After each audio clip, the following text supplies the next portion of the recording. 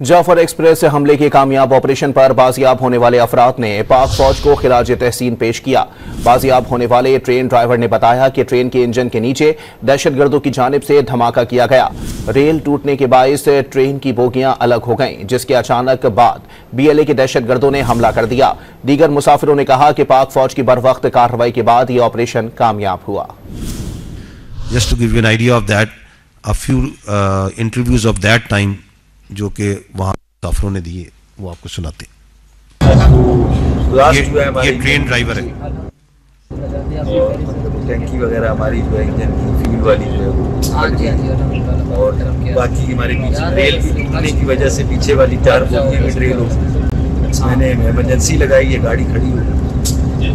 उसके चंद लम्हे बाद जो है वो पहाड़ से जो है BLA वाले ये आए हैं और आके कार्रवाई स्टार्ट। माशाल्लाह हमारी जो है पाक फौज की अच्छी कार्रवाई की वजह से SSG कमांडोज की, जिन्होंने बर वक्त पहुँच के जो है ऑपरेशन किया और अल्हम्दुलिल्लाह बिल्कुल सक्सेसफुल ऑपरेशन था उनका। जैसे हमारा पनीर से निकले हम डिपार्चर थोड़ा हुआ 10 मिनट के फासले पे तो एक बहुत बड़ा बम ब्लास्ट हुआ था।